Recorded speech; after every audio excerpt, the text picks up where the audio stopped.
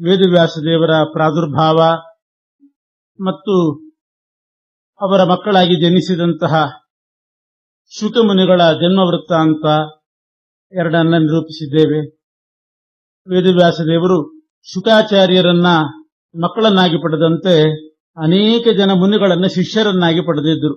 ಆ ಮುನಿಗಳ ಪೈಕಿ ಪ್ರಧಾನ ಶಿಷ್ಯರು ಅಂತಂದ್ರೆ ಪೈಲ, ಜೈಮಿನಿ, ಸುಮಂತು, ವೈಶಂಪಾಯನ ಅಂತ 4 ಜನ ಪ್ರಮುಖರು. ಅವರಲ್ಲಿ ಪೈಲ ಎಂಬಂತಹ ಋಷಿಗಳು ಋಗ್ವೇದ ಪ್ರವರ್ತಕರಾದರು. ಜೈಮಿನಿ ಋಷಿಗಳು ವೇದವ್ಯಾಸ ದೇವರ ಶಿಷ್ಯರು ಸಾಮವೇದ ಪ್ರವರ್ತಕರಾಗ್ತಾರೆ. ಸುಮಂತು ಅಂತ ವರುಣದೇವರ ಮಗ ಸುಮಂತು ಎಂಬ ಮುನಿ ಅಥರ್ವಣ ವೇದ ಪ್ರವರ್ತಕರಾದರು. ವೈಶಂಪಾಯನ ಅಂತ ಮತ್ತೊಬ್ಬರು, ಅವರು ಯಜುರ್ವೇದ ಪ್ರವರ್ತಕರಾಗ್ತಾರೆ. ಈ 4 ಜನ ಮುನಿಗಳು ಪೈಲ, ಜೈಮಿನಿ, ಸುಮಂತು, ವೈಶಂಪಾಯನರು ವೇದವ್ಯಾಸ ದೇವರ ಶಿಷ್ಯರಾಗಿ ಅವರಿಂದಲೇನೆ ಈ ಋಗ್ವೇದ ಮೊದಲಾದದ್ದನ್ನು ಅಧ್ಯಯನ ಮಾಡಬೇಕಾದ್ರೆ ಅದು ಸಾಮಾನ್ಯ ಕೆಲಸ ಅಲ್ಲ. ಸಾಕ್ಷಾತ್ ವೇದವ್ಯಾಸ ದೇವರಿಗೆ ಪರಮಾತ್ಮನಿಗೆ ಶಿಷ್ಯರಾಗೋದು ಅಂತಂದ್ರೆ ಅವರಲ್ಲಿ ವಿಶೇಷವಾಗಿ ದೇವತೆಗಳ ಆವೇಶ ಇತ್ತು ಅಂತಂತಾರೆ ಶ್ರೀಮದ್ ಆಚಾರ್ಯರು. ಋಗ್ವೇದ ಪ್ರವರ್ತಕರಾದಂತಹ ಪೈಲ ಮುನಿಗಳಲ್ಲಿ ಶೇಷದೇವರ ಆವಿಷ್ಟರಾಗಿದ್ದರಂತೆ. ವೇದವ್ಯಾಸ ದೇವರ ಸೇವೆ ಮಾಡಬೇಕು ಅಂತ ಪೈಲರೊಳಗೆ ಆವೇಶ ಹೊಂದಿ ಶೇಷದೇವರೇ ಪೈಲರ ಮೂಲಕ ವೇದವ್ಯಾಸ ದೇವರ ಶುಶ್ರೂಷೆ ಮಾಡಿ ಋಗ್ವೇದ ಪ್ರವರ್ತಕರು ಅಂತ ಇಟ್ಟುಕೊಳ್ಬೇಕು. ಜೈಮಿನಿ ಋಷಿಗಳು ಸಾಮವೇದ ಅಧ್ಯಯನ ಮಾಡಿ ಸಾಮವೇದ ಪ್ರವರ್ತಕರಾದರು. ಆದರೆ ಬರೇ ಜೈಮಿನಿ ಋಷಿಗಳಲ್ಲ, ಜೈಮಿನಿ ಋಷಿಗಳಲ್ಲಿ ಇಂದ್ರದೇವರ ಆವೇಶ ಇತ್ತು ಅಂತಾರೆ ಆಚಾರ್ಯರು. ವರುಣನ ಮಗ ಸುಮಂತು, ಅವರಲ್ಲಿ ಗರುಡ ದೇವರ ಆವೇಶ. ಗರುಡನಿಗೆ ಅವತಾರ ಇಲ್ಲ ಅಷ್ಟೇ ಹೊರತು ಆವೇಶ ಇದೆ. ಗರುಡನಿಗೆ ಭೂಮಿಯಲ್ಲಿ ಅವತಾರ ಇಲ್ಲ, ಆವೇಶಗೊಳ್ಳಬಹುದು. ಆದ್ದರಿಂದ ಸುಮಂತುವಿನಲ್ಲಿ ಗರುಡ ಆವಿಷ್ಟನಾಗಿ ವೇದವ್ಯಾಸ ದೇವರ ಸೇವೆ ಮಾಡಿ ಅಥರ್ವಣ ವೇದ ಪ್ರವರ್ತಕನಾಗಿದ್ದ. ವೈಶಂಪಾಯನರು ಯಜುರ್ವೇದ ಅಧ್ಯಯನ ಮಾಡಿದಂತಹ ವೈಶಂಪಾಯನರಲ್ಲಿ ಚತುರ್ಮುಖ ಬ್ರಹ್ಮದೇವರ ಆವೇಶ ಇತ್ತು. ಬ್ರಹ್ಮದೇವರಿಗೂ ಅವತಾರ ಇಲ್ಲ, ಆವೇಶ ಇದೆ. ವೈಶಂಪಾಯನರಲ್ಲಿ ಆವಿಷ್ಟರಾಗಿದ್ದರು ಅಂತ. ಯಜುರ್ವೇದದಲ್ಲಿ 2 ಭಾಗ. ಒಂದು ಭಾಗಕ್ಕೆ ಸೂರ್ಯನನ್ನ ಪ್ರವರ್ತಕರನ್ನಾಗಿ ಮಾಡಿದ್ರಂತೆ ವೇದವ್ಯಾಸದೇವರು. ಸೂರ್ಯ ಶುಕ್ಲ ಯಜುರ್ವೇದಕ್ಕೆ ಪ್ರವರ್ತಕನಾದ. ವೈಶಂಪಾಯನರು ಕೃಷ್ಣ ಯಜುರ್ವೇದಕ್ಕೆ ಪ್ರವರ್ತಕರಾದರು. ಅದೇ ರೀತಿ ವೈಶಂಪಾಯನರನ್ನ ಮಹಾಭಾರತಕ್ಕೂ ಕೂಡ ಪ್ರವರ್ತಕರು ಅಂತ ಮಾಡಿದ್ರಂತೆ. ಕೃಷ್ಣಸ್ಯ ಪಾದ ಪರಿಸೇವನೋತ್ಸುಕಾ ಸುರೇಶ್ವರ ವಿವಿಶುರಾಶುತಾನ್ ಮುನೀನ್ ಸಮಸ್ತ ವಿದ್ಯಾ ಪ್ರತಿಪಾದ್ಯತೇಶ್ವಸೌ ಪ್ರವರ್ತಕಾಂಸ್ತಾನ್ ವಿದಧೇ ಹರಿ ಪುನಃ. ಹೀಗೆ ಆ ಯಾವ್ಯಾವ ದೇವತೆಗಳ ಆವೇಶ ಅನ್ನೋದನ್ನ ಶ್ರೀಮದಾಚಾರ್ಯರು ತಿಳಿಸಿದ್ದಾರೆ. ಶುಕಮುನಿಗಳನ್ನ ಮತ್ತು ನಾರದರನ್ನ ಅವರನ್ನೂ ಕೂಡ ಕೆಲವು ಇದಕ್ಕೆ ಪ್ರವರ್ತಕರನ್ನಾಗಿ ಮಾಡಿದರಂತೆ. ಶುಕಮುನಿಗಳಿಗೆ ಭಾಗವತ ಭಾರತಾದಿಗಳನ್ನು ಹೇಳಿಕೊಟ್ಟು ಮನುಷ್ಯ ಲೋಕದಲ್ಲಿ ನೀವು ಪ್ರವರ್ತಕರಾಗಿರಿ ಅಂತ ಶುಕಮುನಿಗಳಿಗೆ ಹೇಳಿದ್ರು. ಶುಕಮುನಿಗಳು ಕೂಡ ಅವರು ರುದ್ರದೇವರ ಅವತಾರ. ವೇದವ್ಯಾಸದೇವರ ಮುಖದಿಂದಲೇ ಭಾಗವತಾಮೃತ ಪಾನ ಮಾಡಿ ಅಧ್ಯಯನ ಮಾಡಿ ಪ್ರವರ್ತಕರಾಗಬೇಕಾದರೆ ಅವರಲ್ಲೂ ಕೂಡ ವಾಯುದೇವರ ಆವೇಶ ಇತ್ತು ಅಂತ ನಿನ್ನೆನೆ ಬಂದಿದೆ. ಇನ್ನು ನಾರದ ಋಷಿಗಳು ಅವರೂ ಕೂಡ ಭಾರತ ಭಾಗವತಾದಿಗಳಿಗೆ ಪ್ರವರ್ತಕರಾದರಂತೆ. ವೇದವ್ಯಾಸದೇವರ ಶಿಷ್ಯರಾದರು. ನಾರದರು ದೇವಲೋಕದಲ್ಲಿ ಪ್ರವರ್ತಕರಾದರಂತೆ. ಭಾಗವತವನ್ನ ದೇವಲೋಕದಲ್ಲಿ ಪ್ರವೃತ್ತಿ ಮಾಡಿದವರು ನಾರದರು, ಮನುಷ್ಯ ಲೋಕದಲ್ಲಿ ಪ್ರವೃತ್ತಿಗೊಳಿಸಿದವರು ಶುಕಮುನಿಗಳು ಅಂತ.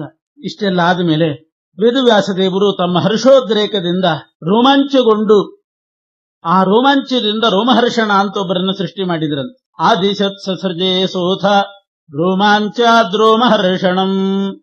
ರೋಮಹರ್ಷಣರನ್ನ ಸೃಷ್ಟಿ ಮಾಡಿ ಅದು ರೋಮಾಂಚ, ಪರಮಾತ್ಮನ ವೇದವ್ಯಾಸದೇವರ ರೋಮಾಂಚದಿಂದ ಸೃಷ್ಟಿಯಾದ್ರಿಂದ ರೋಮಹರ್ಷಣ ಅಂತ ಹೆಸರು. ಅವರೂ ಕೂಡ ಭಾರತ, ಪುರಾಣ, ಮಹಾರಾಮಾಯಣ ಅದಕ್ಕೆಲ್ಲ ಪ್ರವರ್ತಕರಾದರಂತೆ. ಇನ್ನೊಂದು ಕಾರಣವೂ ಹೇಳ್ತಾರೆ. ರೋಮಹರ್ಷಣರು ಪುರಾಣ ಹೇಳ್ತಾ ಇದ್ರೆ ಕೇಳೋರಿಗೆಲ್ಲ ಮೈ ಮುಳ್ಳಾಗ್ತಿತ್ತಂತೆ. ಅವರ ರೋಮಗಳೆಲ್ಲ ನಿಮಿರಿ ನಿಲ್ಲಬೇಕು, ಆ ರೀತಿ ಪುರಾಣ ಹೇಳ್ತಿದ್ರಂತೆ ರೋಮಹರ್ಷಣರು. ಆದ್ರಿಂದ ಅವರಿಗೆ ರೋಮಹರ್ಷಣ ಅಂತಲೂ ಹೆಸರು ಸಾರ್ಥಕವಾಯಿತು ಅಂತಾರೆ. ಪರಮಾತ್ಮನ ರೋಮಾಂಚದಿಂದ ಹುಟ್ಟಿದವರಾದ್ರಿಂದ ರೋಮಹರ್ಷಣ ಅಂತ ಹೆಸರು ಬಂತು. ಅವರೂ ಕೂಡ ಪ್ರವರ್ತಕರಾದರು. ಪಂಚರಾತ್ರಸ್ಯ ಕೃತ್ಸನಸ್ಯ ಪ್ರವೃತ್ತ್ಯರ್ಥಮಥಾದಿಶತ್. ಪಂಚರಾತ್ರ ಅಂತ ಒಂದು ಆಗಮ, ಪಂಚರಾತ್ರ ಆಗಮಕ್ಕೂ ಕೂಡ ಅವರೇ ಪ್ರವರ್ತಕರಾಗಿದ್ದಾರೆ. ತಮಾವಿಶತ್ ಕಾಮದೇವ ಕೃಷ್ಣ ಸೇವಾ ಸಮುತ್ಸುಕ. ರೋಮಹರ್ಷಣರಲ್ಲಿ ಕಾಮದೇವನ ಆವೇಶ ಇತ್ತಂತೆ, ಮನ್ಮಥನ ಆವೇಶ. ಹೀಗೆ ಇವರನ್ನೆಲ್ಲ ಪ್ರವರ್ತಕರನ್ನಾಗಿ ಮಾಡಿದ್ದಾರೆ. ಸನತ್ ಕುಮಾರರು ಮೊದಲಾದವರು ಅವರೂ ಕೂಡ ವ್ಯಾಸರ ಶಿಷ್ಯರೇ. ಸನತ್ ಕುಮಾರಾದಿಗಳನ್ನ ಧ್ಯಾನ ಯೋಗ ಪ್ರವರ್ತಕರನ್ನಾಗಿ ಮಾಡಿದರು ವ್ಯಾಸರು. ಭೃಗು ಮುಂತಾದ ಋಷಿಗಳನ್ನ ಕರ್ಮಯೋಗ ಪ್ರವರ್ತಕರನ್ನಾಗಿ ಮಾಡಿದರಂತೆ. ಸಾಮವೇದ ಪ್ರವೃತ್ತಿಗೊಳಿಸಿದ ಜೈಮಿನಿ ಋಷಿಗಳಿಗೆ ಇನ್ನೊಂದು ಜವಾಬ್ದಾರಿ ಕೊಟ್ಟರು, ಕರ್ಮಮೀಮಾಂಸಾ ಅಂತ ಒಂದು ಸೂತ್ರಗಳನ್ನ ಮಾಡ್ರಿ ಅಂತ. ಕರ್ಮಮೀಮಾಂಸಾ ಸೂತ್ರ ಅಂತಿದೆ. ಅದನ್ನ ಪೂರ್ವಮೀಮಾಂಸಾ ಅಂತಲೂ ಕೂಡ ಕರೀತಾರೆ. ಪೂರ್ವಮೀಮಾಂಸಾ, ಉತ್ತರ ಮೀಮಾಂಸಾ ಅಂತ ವೇದದ ಮೇಲೆ ಬಂದದ್ದು ಎರಡು ಮೀಮಾಂಸಾ ಶಾಸ್ತ್ರ. ಪೂರ್ವಮೀಮಾಂಸಾ ಅಂತಂದ್ರೆ ಅದಕ್ಕೆ ಇನ್ನೊಂದು ಹೆಸರು ಕರ್ಮಮೀಮಾಂಸಾ. ಯಜ್ಞ ಯಾಗಾದಿಗಳನ್ನು ಹೇಗೆ ಮಾಡಬೇಕು ಅಂತ ಅದರ ನಿರ್ಣಯ ಮಾಡಲಿಕ್ಕೆ ಇರತಕ್ಕಂಥದ್ದು ಪೂರ್ವಮೀಮಾಂಸಾ. ಉತ್ತರ ಮೀಮಾಂಸಾ ಅಂತಂದ್ರೆ ಪರಮಾತ್ಮನ ಸ್ವರೂಪವನ್ನ ತಿಳಿಸ್ತಕ್ಕಂಥ ಸೂತ್ರಗಳು, ಬ್ರಹ್ಮಸೂತ್ರಗಳು. ಓಂ ಓಂ ಅಥಾತೋ ಬ್ರಹ್ಮ ಜಿಜ್ಞಾಸಾ, ಓಂ ಓಂ ಜನ್ಮಾದ್ಯಶಯತಃ ಓಂ. ಇದೆಲ್ಲ ಈ ನ್ಯಾಯಸುಧಾ, ಅನುವ್ಯಾಖ್ಯಾನ, ಭಾಷ್ಯ ಇವೆಲ್ಲ ಬಂತಲ್ಲ, ಇದಕ್ಕೆ ಬ್ರಹ್ಮಸೂತ್ರ, ಉತ್ತರ ಮೀಮಾಂಸಾ, ಬ್ರಹ್ಮಮೀಮಾಂಸಾ, ಶಾರೀರಿಕ ಮೀಮಾಂಸಾ ಅಂತ ಅನೇಕ ಹೆಸರುಗಳಿಂದ ಕರೀತಾರೆ. ಈ ಕರ್ಮಮೀಮಾಂಸಾ ಅಥವಾ ಪೂರ್ವಮೀಮಾಂಸೆಯನ್ನ ಜೈಮಿನಿ ಋಷಿಗಳು ಮಾಡಿದರು. ಉತ್ತರ ಮೀಮಾಂಸೆ ಬ್ರಹ್ಮಸೂತ್ರವನ್ನು ವೇದವ್ಯಾಸ ದೇವರೇ ಮಾಡಿದರು. ಅದು ವೇದ ವಿಭಾಗ ಮಾಡಿದ ಕೂಡಲೇ ಬ್ರಹ್ಮಸೂತ್ರಗಳನ್ನು ರಚನೆ ಮಾಡಿದ್ರು. ಅದು ನಿನ್ನೆ ಹೇಳಿದ್ದೆ. ಇನ್ನೊಂದು ಮೀಮಾಂಸಾ ಶಾಸ್ತ್ರ ಇತ್ತು. ಯಜ್ಞಯಾಗಾದಿ ಕರ್ಮದ ಮೀಮಾಂಸಾ ಮಾಡಲಿಕ್ಕೆ ಕರ್ಮಮೀಮಾಂಸಾ, ಪರಮಾತ್ಮನ ಚಿಂತನೆ ಮಾಡಲಿಕ್ಕೆ ಬ್ರಹ್ಮಮೀಮಾಂಸಾ ವೇದವ್ಯಾಸ ದೇವರು ಮಾಡಿದ್ದು. ದೇವತೆಗಳ ಸ್ವರೂಪ ಅದರ ಬಗ್ಗೆ ವಿಚಾರ ಮಾಡಲಿಕ್ಕೆ ದೈವಿ ಮೀಮಾಂಸಾ ಅಂತ ಮತ್ತೊಂದಿದೆ. ಪೂರ್ವಮೀಮಾಂಸಾ, ಉತ್ತರ ಮೀಮಾಂಸಾ, ದೈವಿ ಮೀಮಾಂಸಾ. ದೈವಿ ಮೀಮಾಂಸೆಯನ್ನ ರಚನೆ ಮಾಡುವಾಗ ವೇದವ್ಯಾಸ ದೇವರು ಮೊದಲು ಮತ್ತು ಕೊನೆ ಸೂತ್ರಗಳನ್ನ ತಾವು ಮಾಡಿ ಮಧ್ಯದನ್ನ ಮಾಡ್ರಿ ಅಂತ ಶೇಷದೇವರು ಮತ್ತು ಪೈಲರಿಗೆ ಹೇಳಿದ್ರಂತೆ. ಆ ದೈವಿ ಮೀಮಾಂಸಾ ನಿರ್ಮಾಣ ಆದದ್ದು ಹಾಗೆ. ಆರಂಭದಲ್ಲಿ ಮೊದಲನೇ ಸೂತ್ರವನ್ನ ವೇದವ್ಯಾಸ ದೇವರೇ ಮಾಡಿದ್ರು. ಓಂ ಅಥಾತೋ ದೈವಿ ಮೀಮಾಂಸಾ, ಅಥಾತೋ ದೈವಿ ಮೀಮಾಂಸಾ ಅಂತ ಪ್ರಾರಂಭ ಆಗುತ್ತೆ. ಕೊನೆಯಲ್ಲಿ ಸವಿಷ್ಣುರಾಹಿ ತಂ ಬ್ರಹ್ಮೇತ್ಯಾಚಕ್ಷತೆ ಅಂತ ಕೊನೆ ಸೂತ್ರ. ಅದಾದ ಕೂಡಲೇ ಓಂ ಓಂ ಅಥಾತೋ ಬ್ರಹ್ಮ ಜಿಜ್ಞಾಸಾ ಓಂ ಅಂತ ತಾವು ಇದು ಮಾಡಿದ್ರು ಬ್ರಹ್ಮಸೂತ್ರಗಳನ್ನು. ಹೀಗೆ ದೈವಿ ಮೀಮಾಂಸದ ಮೊದಲು ಕೊನೆ ಸೂತ್ರಗಳನ್ನು ಮಾಡಿ ಮಧ್ಯದನ್ನ ಪೈಲ ಮತ್ತು ಶೇಷರಿಗೆ ಮಾಡ್ಲಿಕ್ಕೆ ಆಜ್ಞೆ ಮಾಡಿದ್ರು. ಅವರು ಅದನ್ನು ಮಾಡಿದ್ರು. ಇಷ್ಟಾದ ಮೇಲೆ ವೇದವ್ಯಾಸ ದೇವರು ಪುರಾಣಗಳನ್ನ ರಚನೆ ಮಾಡಿದ್ರಂತೆ. ಪುರಾಣಗಳನ್ನ ರಚನೆ ಮಾಡುವಾಗ 6 ಪುರಾಣಗಳ ಒಂದೊಂದು ಗುಂಪು ಮಾಡಿದ್ರು. ಶೈವ ಪುರಾಣ ಅಂತ 6 ಪುರಾಣಗಳನ್ನು ರಚನೆ ಮಾಡಿದ್ರು. ವೈಷ್ಣವ ಪುರಾಣ ಅಂತ 6 ಪುರಾಣಗಳನ್ನು ರಚಿಸಿದ್ರು. ಬ್ರಹ್ಮ ಪುರಾಣ ಅಂತ 6 ಪುರಾಣ ಮಾಡಿದ್ರು. ಒಟ್ಟು 18 ಪುರಾಣ. ಅದರಲ್ಲಿ 6 ಶೈವ, 6 ವೈಷ್ಣವ ಪುರಾಣ, 6 ಬ್ರಹ್ಮ ಪುರಾಣ. ಶೈವ ಪುರಾಣ ಮಾಡುವಾಗ ಪಾಶುಪತಾಗಮ ಅಂತ ಒಂದು ಆಗಮ, ಪಶುಪತಿ ಮಾಡಿದ್ದು ಪಾಶುಪತಾಗಮ, ರುದ್ರದೇವರು ಮಾಡಿದ್ದು. ಅದನ್ನ ಮೂಲವಾಗಿಟ್ಟುಕೊಂಡು ಆ ಪಾಶುಪತಾಗಮಕ್ಕೆ ಅನುಗುಣವಾಗಿ ಶೈವ ಪುರಾಣ ಮಾಡಿದ್ರು. ಸರ್ವೋತ್ತಮ ಅಂತ ಹೇಳೋ ಹಾಗೆ ಮಾಡಿಬಿಟ್ರೆ. ವೈಷ್ಣವ ಪುರಾಣ ಮಾಡುವಾಗ ಪಂಚರಾತ್ರಾಗಮ ಅಂತಿದೆ.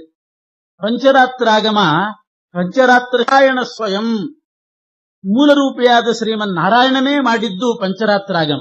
ಪಶುಪತಿ ರುದ್ರದೇವರು ಮಾಡಿದ್ದು ಪಾಶುಪತಾಗಮ. ಅದನ್ನು ಮೂಲವಾಗಿಟ್ಟುಕೊಂಡು ಶೈವ ಪುರಾಣಗಳನ್ನು ರಚಿಸಿದರು ವೇದವ್ಯಾಸದೇವರು. ಪಂಚರಾತ್ರಾಗಮ ಮೂಲರೂಪಿ ನಾರಾಯಣ ಮಾಡಿದ ಪಂಚರಾತ್ರಾಗಮವನ್ನಿಟ್ಟುಕೊಂಡು ವಿಷ್ಣು ಸರ್ವೋತ್ತಮತ್ವ ಪ್ರತಿಪಾದಕವಾದ 6 ವೈಷ್ಣವ ಪುರಾಣಗಳನ್ನು ರಚನೆ ಮಾಡಿದರು. ವೇದವನ್ನ ಮೂಲವಾಗಿಟ್ಟುಕೊಂಡು 6 ಬ್ರಾಹ್ಮ ಪುರಾಣಗಳನ್ನು ರಚನೆ ಮಾಡಿದರು. ಬ್ರಾಹ್ಮಾಂಶ್ಚ ವೇದತಶ್ಚಕ್ರೇ ಪುರಾಣ ಗ್ರಂಥ ಸಂಗ್ರಹಾನ್. ಬ್ರಾಹ್ಮ ಪುರಾಣ ಅಂತಂದ್ರೆ ಚತುರ್ಮುಖ ಬ್ರಹ್ಮ ಸರ್ವೋತ್ತಮ ಅಥವಾ ಇನ್ಯಾರ್ಯಾರೋ ಬೇರೆ ಬೇರೆ ದೇವತೆಗಳನ್ನ ಸರ್ವೋತ್ತಮರು ಅಂತ ಉಪಾಸನೆ ಮಾಡಿರ್ಬೇಕು.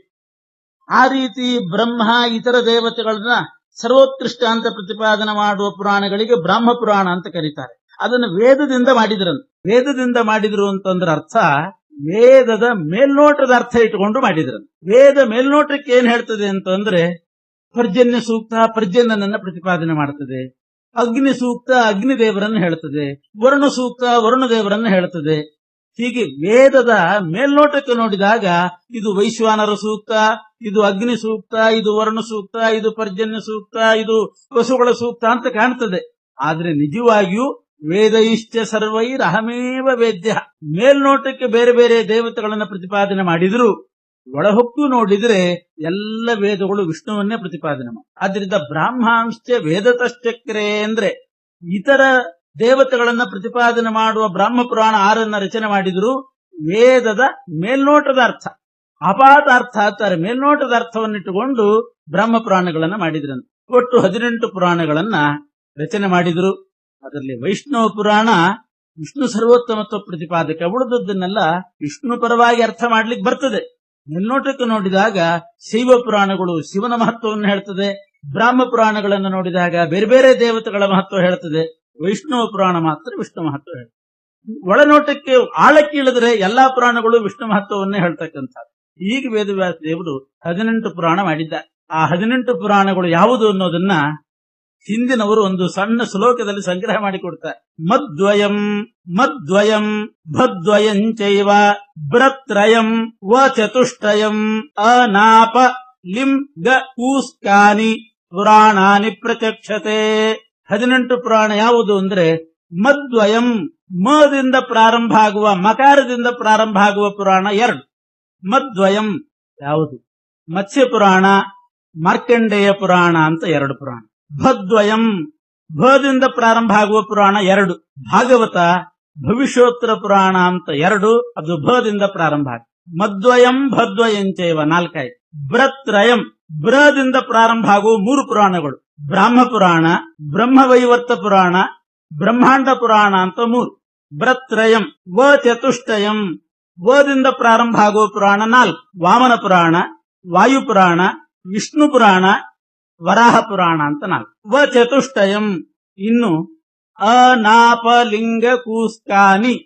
ಅಂದ್ರೆ ಅಗ್ನಿ ಪುರಾಣ, ನಾ ಅಂದ್ರೆ ನಾರದೀಯ ಪುರಾಣ, ಪ ಅಂದ್ರೆ ಪದ್ಮ ಪುರಾಣ, ಲಿಂ ಅಂದ್ರೆ ಲಿಂಗ ಪುರಾಣ, ಗ ಅಂದ್ರೆ ಗರುಡ ಪುರಾಣ, ಅನಾಪಲಿಂ ಗ ಕೂ ಅಂದ್ರೆ ಕೂರ್ಮ ಪುರಾಣ, ಸ್ಕ ಅಂದ್ರೆ ಸ್ಕಾಂದ ಪುರಾಣ. ಇಷ್ಟು 18 ಪುರಾಣಗಳನ್ನ ಅದರಲ್ಲಿ 6 3 ಭಾಗ ಮಾಡಿ ವೇದವ್ಯಾಸ ದೇವರು ರಚನೆ ಮಾಡಿ ಅದನ್ನೆಲ್ಲ ಎಲ್ಲ ಋಷಿಗಳಿಗೆ ಬ್ರಹ್ಮ ರುದ್ರಾದಿ ದೇವೇಶು ಮನುಷ್ಯ ಪಿತೃಪಕ್ಷೇಶು ಅನ್ನುವಂತೆ ದೇವತೆಗಳಿಗೆ, ಮನುಷ್ಯರಿಗೆ, ಚಕ್ರವರ್ತಿಗಳಿಗೆ ಎಲ್ಲರಿಗೂ ಕೂಡ ಉಪದೇಶ ಮಾಡಿದೆ. ಏವಂ ಜ್ಞಾನಂ ಪುನಃ ಪ್ರಾಪುಃ ದೇವಾಶ್ಚ ಋಷಯಸ್ತಥಾ ಸನತ್ಕುಮಾರ ಪ್ರಮುಖ ಯೋಗಿನೋ ಮಾನುಷಾಸ್ತಥಾ ಕೃಷ್ಣದ್ವೈಪಾಯನಾತ್ ಪ್ರಾಪ್ಯ ಜ್ಞಾನಂತೆ ಮುಮುದು ಸದಾ. ಈ ರೀತಿ ವೇದವ್ಯಾಸದೇವರಿಂದ ದೇವ ಋಷಿಗಳು, ಸನತ್ಕುಮಾರ ಮೊದಲಾದ ಯೋಗಿಗಳು, ಮನುಷ್ಯರು ಎಲ್ಲರೂ ಕೂಡ ಕೃಷ್ಣದ್ವೈಪಾಯನರಿಂದ ವಿಶೇಷವಾದಂತಹ ಜ್ಞಾನವನ್ನ ಪಡೆದು ಸಂತೋಷಪಟ್ಟರು. ಇದು ವೇದವ್ಯಾಸದೇವರು ಮಾಡಿದಂತಹ ಪ್ರಧಾನವಾದ ಕಾರ್ಯ. ಹೀಗೆ ವೇದವ್ಯಾಸದೇವರ ಪ್ರಾದುರ್ಭಾವ, ಶುಕಮುನಿಗಳ ಪ್ರಾದುರ್ಭಾವ ಮತ್ತು ವೇದ, ಅದರ ವಿಭಾಗ, ಅನೇಕ ಪುರಾಣಗಳು, ಗ್ರಂಥಗಳು, ಇದರದ್ದೆಲ್ಲ ಪ್ರಾದುರ್ಭಾವವನ್ನ ಹೇಳಿ ವೇದವ್ಯಾಸದೇವರ ಚರಿತ್ರೆಯನ್ನ ನಿರ್ಣಯ ಮಾಡಿಕೊಟ್ಟಿದ್ದಾರೆ. ಯಾಕೆ ಅಂದ್ರೆ ಇಲ್ಲದೆ ಇದ್ರೆ ಬರೇ ಮಹಾಭಾರತ ನೋಡಿದರೆ ವೇದವ್ಯಾಸದೇವರ ಬಗ್ಗೆ ಸರಿಯಾದ ಕಲ್ಪನೆ ಬರೋದಿಲ್ಲ ಅಂತ ವಿಶೇಷವಾಗಿ ಆಚಾರ್ಯರು ವೇದವ್ಯಾಸದೇವರ ಚರಿತ್ರೆಯನ್ನು ಕೂಡ ಮಹಾಭಾರತ ತಾತ್ವ ನಿರ್ಣಯದಲ್ಲಿ ಹೇಳಿದರು. ಎಷ್ಟು ಪ್ರಕ್ಷೇಪ, ಎಷ್ಟು ಅಸ್ತವ್ಯಸ್ತ ಆಗಿದೆ ಮಹಾಭಾರತದಲ್ಲಿ ಅಂದ್ರೆ ಈ ತಾತ್ವ ನಿರ್ಣಯದ ವ್ಯಾಖ್ಯಾನದಲ್ಲಿ ವಾದಿರಾಜ ಸ್ವಾಮಿಗಳು ತಿಳಿಸ್ತಾರೆ. ಮಹಾಭಾರತದ ಮೇಲೆ ಪ್ರಕ್ಷೇಪಗಳು ಅಂದ್ರೆ ಇಲ್ಲದೆ ಇದ್ದದ್ದನ್ನ ತುರುಕೋದು, ಇದ್ದದ್ದನ್ನ ಮರೆಮಾಚೋದು, ಇಂಥ ಕೈಯಾಡಿಸುವ ಕೆಲಸ ಬಹಳಷ್ಟು ನಡೆದಿದೆ. ಮಂಗಳ ಪದ್ಯದಿಂದ ಆರಂಭ ಆಗಿದೆ ಅಂತ. ನಿಜವಾಗಿಯೂ ಕೆಲವು ಪುಸ್ತಕಗಳನ್ನ ಇವತ್ತು ಮುದ್ರಿತವಾದ ಕೆಲವು ಪುಸ್ತಕ ನೋಡಿದ್ರೆ ಮಹಾಭಾರತದ ಮಂಗಳ ಪದ್ಯನೇ ಹೋಗಿ ಸರಿಯಾದ ಜನರಿಗೆ ಮಹಾಭಾರತದ ಮಂಗಳ ಪದ್ಯ ಯಾವುದು ಅಂತ ಗೊತ್ತಿಲ್ಲ. ಕೆಲವು ಪುಸ್ತಕಗಳನ್ನು ನೋಡಿದಾಗ ಮಹಾಭಾರತ ತೆಗೆದ ಮೊದಲು ಮಂಗಳ ಪದ್ಯ ಅದರಲ್ಲಿರೋದು ನಾರಾಯಣಂ ನಮಸ್ಕೃತ್ಯ ನರಂಚೈವ ನರೋತ್ತಮಂ ದೇವೀಂ ಸರಸ್ವತಿಂ ವ್ಯಾಸಂ ತಥೋ ಜಯ ಮುದೀರೆ. ಇದು ಮೊದಲನೇ ಮಂಗಳ ಪದ್ಯ ಅಲ್ಲ, ಮಧ್ಯದಲ್ಲಿ ಬರ್ತದೆ, ಮತ್ತೆ ಬರ್ತದೆ, ವೇದವ್ಯಾಸದೇವರೇ ಮಾಡಿದ್ದು. ಆದ್ರೆ ಮೊದಲಿರೋದಿದಲ್ಲ. ಮಹಾಭಾರತದ ಮಂಗಳ ಪದ್ಯ ಹೇಗಿರ್ತದೆ ಅಂತಂದ್ರೆ ಸಮಗ್ರ ಮಹಾಭಾರತದ ತತ್ವ ಏನು, ಸಾರ ಏನು ಅಂತ ಹೇಳುವಂತಹದ್ದಾಗಿರ್ಬೇಕು. ಅದು ಮಹಾಭಾರತದ ಸಾರ ಹೇಳುವ ನಿಜವಾದ ಮಂಗಳ ಪದ್ಯವನ್ನು ತೆಗೆದುಹಾಕಿ ಬಿಟ್ಟಿದ್ದಾರೆ. ವಾದಿರಾಜರ ಕಾಲದಲ್ಲೇ ಅವರು ಶೋಧನೆ ಮಾಡಿ ಹೇಳ್ತಾರೆ, ನಾನು ಎಲ್ಲಾ ಕಡೆ ಶೋಧನೆ ಮಾಡಿ ನೋಡಿದ್ದೀನಿ, ನಿಜವಾದ ಮಹಾಭಾರತದ ಮಂಗಳ ಪದ್ಯ ಎಷ್ಟೋ ಪುಸ್ತಕದಲ್ಲಿ ಇದ್ದಿಲ್ಲ, ಯಾವುದೋ ಒಂದು ಗ್ರಂಥಾಲಯದ ಒಂದು ಪುಸ್ತಕದಲ್ಲಿ ಆ ಮಂಗಳ ಪದ್ಯ ಸಿಕ್ಕಿದೆ, ಅದನ್ನೇ ಆಚಾರ್ಯರು ತಾತ್ಪರ್ಯ ನಿರ್ಣಯದಲ್ಲಿ ತಗೊಂಡು ಇದು ಮಹಾಭಾರತದ ಮಂಗಳ ಪದ್ಯ ಅಂತ ಅದಕ್ಕೆ ವ್ಯಾಖ್ಯಾನ ಮಾಡಿದ್ದಾರೆ ಅಂತ ವಾದಿರಾಜ ಸ್ವಾಮಿ. ಯಾವುದು ಮಹಾಭಾರತದ ಮಂಗಳ ಪದ್ಯ? ನಿಜವಾಗಿಯೂ ನಿಜವಾದ ಮಂಗಳ ಪದ್ಯ ಯಾವುದು ಅಂದ್ರೆ ನಾರಾಯಣಂ ಸುರಗುರುಂ ಜಗದೇಕನಾಥಂ. ಎಂಥ ತತ್ವ ಇದೆ ಇದರಲ್ಲಿ, ಅದಕ್ಕೆ ತೆಗೆದುಹಾಕಿಬಿಟ್ಟು ನಾರಾಯಣಂ ಸುರಗುರುಂ ಜಗದೇಕನಾಥಂ ಭಕ್ತ ಪ್ರಿಯಂ ಸಕಲ ಲೋಕ ನಮಸ್ಕೃತಂಚ ತ್ರೈಗುಣ್ಯವರ್ಜಿತಂ ಅಜಂ ವಿಭುಂ ಆದ್ಯಮೀಶಂ ವಂದೇ ಭವಘ್ನಂ ಅಮರಾಸುರ ಸಿದ್ಧ ವಂದ್ಯಂ. ನಾರಾಯಣನ ಸರ್ವೋತ್ತಮತ್ವ ಪ್ರತಿಪಾದನೆ ಮಾಡುವ ಶ್ಲೋಕ. ಇದನ್ನು ತಗೊಂಡು ಮಧ್ವಾಚಾರ್ಯ ವ್ಯಾಖ್ಯಾನ ಮಾಡಿದ್ದಾರೆ. ನಾರಾಯಣಾಯ ಪರಿಪೂರ್ಣ ಅಂತ ತಾವು ಹೇಳಿ ಅದರ ವ್ಯಾಖ್ಯಾನ ಪೂರ್ವಾರ್ಧದ ತಾತ್ಪರ್ಯ ಏನು, ಉತ್ತರಾರ್ಧದ್ದೇನು ಅಂತ ವ್ಯಾಖ್ಯಾನ ಮಾಡಿ ತಿಳಿಸ್ತಾರೆ. ಹೀಗೆ ವೇದವ್ಯಾಸದೇವರ ಚರಿತ್ರೆಯನ್ನು ಹೇಳುವಾಗಲೇ ವಾದಿರಾಜರು ಬರೀತಾರೆ, ಮಹಾಭಾರತದ ಮಂಗಳ ಪದ್ಯನೇ ಅಸ್ತವ್ಯಸ್ತ ಆಗಿದೆ, ವ್ಯಾಸರ ಚರಿತ್ರೆ ಏನು ಹೇಳೋದು. ವೇದವ್ಯಾಸದೇವರಿಗೆ ಅವರ ಜನ್ಮ, ಅವರ ಪ್ರಾದುರ್ಭಾವ ಹೇಗಾಯಿತು, ಪರಾಶರರಿಗೆ ಸತ್ಯವತಿಗೆ ವಿವಾಹ ಆಗೇ ಆದದ್ದು, ಆ ವಿವಾಹದ ಕಥೆಯೂ ಕೂಡ ಮೂಲ ಮಹಾಭಾರತದಲ್ಲೇ ಇದೆ, ಎಷ್ಟೋ ಕಡೆ ಇಲ್ಲ. ಇದೆಲ್ಲ ಆಚಾರ್ಯರು ಮಾಡಿದಂತಹ ನಿರ್ಣಯಗಳು ಅಂತ ತಿಳಿಸಿದ್ದಾರೆ. ಇನ್ನು ಮುಂದೆ ಮಹಾಭಾರತದ ಕಥೆಯನ್ನು ಪ್ರಾರಂಭ ಮಾಡ್ತಾ 11ನೇ ಅಧ್ಯಾಯದಲ್ಲಿ ಯಾವ ರೀತಿ ಪಾಂಡವರ ಜನನ ಅದನ್ನೆಲ್ಲ ಹೇಳಬೇಕು, ಅವರ ಹಿಂದಿನ ಪೂರ್ವಿಕರ ಚರಿತ್ರೆಯನ್ನು ಸಂಕ್ಷಿಪ್ತವಾಗಿ ತಿಳಿಸ್ತಾ ಇದ್ದ. ಶಶಾಂಕ ಪುತ್ರಾದ ಭವತ್ಪುರೂರವಾಹ ತಸ್ಯಾಯುರಾಯೋರ್ನಹುಷೋ ಯಯಾತಿ ತಸ್ಯಾಸ ಪತ್ನಿ ಯುಗಲಂ ಸುತಾಶ್ಚ ಪಂಚಾಭವನ್ ವಿಷ್ಣುಪದೈಕ ಭಕ್ತಾ. ಚಂದ್ರನ ಮಗ ಬುಧ, ಬ್ರಹ್ಮದೇವರ ಮಕ್ಕಳು ಅತ್ರಿ ಋಷಿಗಳು, ಅತ್ರಿ ಋಷಿಗಳ ಮಗ ಚಂದ್ರ, ಚಂದ್ರನ ಮಗ ಬುಧ, ಬುಧನ ಮಗ ಪುರೂರವ, ಪುರೂರವನ ಮಗ ಆಯುರಾಜ, ಆಯುರಾಜನ ಮಗ ನಹುಷ, ನಹುಷನ ಮಗ ಯಯಾತಿ. ಇಲ್ಲಿವರೆಗೆ ಹೇಳಿದ್ರು. ಇವರ ಕಥೆಗಳೆಲ್ಲ ಭಾಗವತದಲ್ಲಿ ಬರ್ತದೆ, ನವಮಸ್ಕಂಧದಲ್ಲಿ. ಅಂತೂ ಇಲ್ಲಿ ಹೇಳುವಾಗ ಶಶಾಂಕ ಪುತ್ರಾದ ಭವತ್ ಪುರೂರವಾಹ, ಚಂದ್ರನ ಮಗ ಬುಧನಿಂದ ಪುರೂರವ ಹುಟ್ಟಿದ. ತಸ್ಯ ಆಯು, ಪುರೂರವನ ಮಗ ಆಯು, ಆಯುನ ಮಗ ನಹುಷ, ನಹುಷನ ಮಗ ಯಯಾತಿ. ಯಯಾತಿಗೆ ಇಬ್ರು ಹೆಂಡಂದಿರು, ದೇವಯಾನಿ ಮತ್ತು ಶರ್ಮಿಷ್ಠ ಅಂತ 5 ಜನ ಮಕ್ಕಳು. ಯದು ಮತ್ತು ತುರ್ವಸು, ಯದು ತುರ್ವಸು ಇಬ್ರು ದೇವಯಾನಿಯಲ್ಲಿ ಹುಟ್ಟಿದಂತಹ ಮಕ್ಕಳು ಯಯಾತಿಗೆ. ಶರ್ಮಿಷ್ಠೆಯಲ್ಲಿ ಹುಟ್ಟಿದಂಥವರು ದೃಶ್ಯ, ಅನು ಮತ್ತು ಪೂರು ಅಂತ ಆ 3 ಜನ ಮಕ್ಕಳು ಶರ್ಮಿಷ್ಠೆಯಲ್ಲಿ ಹುಟ್ಟಿದಂಥವು. ಯದು ವಂಶ ಬಹಳ ಪ್ರಸಿದ್ಧವಾದ ವಂಶ. ಯದು ವಂಶದಲ್ಲೇ ಕಾರ್ತವೀರ್ಯಾರ್ಜುನ ಅನ್ನುವಂತಹ ಪ್ರಸಿದ್ಧ ಚಕ್ರವರ್ತಿ ಹುಟ್ಟಿದ್ದಾನೆ. ಅವನು ಬಹಳ ಪ್ರಸಿದ್ಧ ಕಾರ್ತವೀರ್ಯಾರ್ಜುನ. ಏನಾದರೂ ಕಳೆದು ಹೋಗಿದ್ರೆ, ಯಾರಾದರೂ ಹೋಗಿದ್ರೆ, ಮನೆ ಬಿಟ್ಟು ಹೋಗಿದ್ರೆ, ಅವರೆಲ್ಲ ಬರಬೇಕಾದ್ರೆ, ಕಳೆದ ವಸ್ತು ಸಿಗಬೇಕಾದ್ರೆ ಈ ಕಾರ್ತವೀರ್ಯಾರ್ಜುನ ಸ್ಮರಣೆ ಮಾಡ್ತಾರೆ. ಯದೋರ್ ವಂಶೇ ಚಕ್ರವರ್ತಿ ಕಾರ್ತವೀರ್ಯಾರ್ಜುನೋ ಭವತ್. ಇಂಥ ಮಹತ್ವ ಅವನಿಗೆ ಯಾಕೆ ಬಂತು ಅಂತಂದ್ರೆ, ವಿಷ್ಣೋರ್ ದತ್ತಾತ್ರೇಯ ನಾಮಃ ಪ್ರಸಾದಾದ್ ಯೋಗವೀರ್ಯವಾನ್. ದತ್ತಾತ್ರೇಯ ಅನ್ನುವಂತಹ ಪರಮಾತ್ಮನ ರೂಪವನ್ನ, ದತ್ತಾತ್ರೇಯ ಅವತಾರಿ ಭಗವಂತನನ್ನು ವಿಶೇಷವಾಗಿ ಆರಾಧನೆ ಮಾಡಿ ಆ ದತ್ತಾತ್ರೇಯನ ಅನುಗ್ರಹದಿಂದ ಮಹಾ ಸಾಮರ್ಥ್ಯ, ಮಹಾಪರಾಕ್ರಮ, ವಿಶೇಷವಾದ ಯೋಗವುಳ್ಳವನಾಗಿದ್ದ ಆ ಕಾರ್ತವೀರ್ಯಾರ್ಜುನ ಯದು ವಂಶದವು. ಅವನ ವಂಶದವರಿಗೆಲ್ಲ, ಆ ವಂಶದಲ್ಲಿ ಬಂದವರನ್ನೆಲ್ಲ ಯದುಗಳು, ಯಾದವರು ಅಂತ ಕರಿತಾ ಇದ್ರು. ಅವರೆಲ್ಲ ವಿಷ್ಣು ಭಕ್ತರಾಗಿದ್ರು ಹೆಚ್ಚಿಗೆ. ತಸ್ಯ ಅನ್ವವಾ ಯೇ ಯದವೋ ಬಭೂವು ವಿಷ್ಣು ಸಂಶ್ರಯಾ.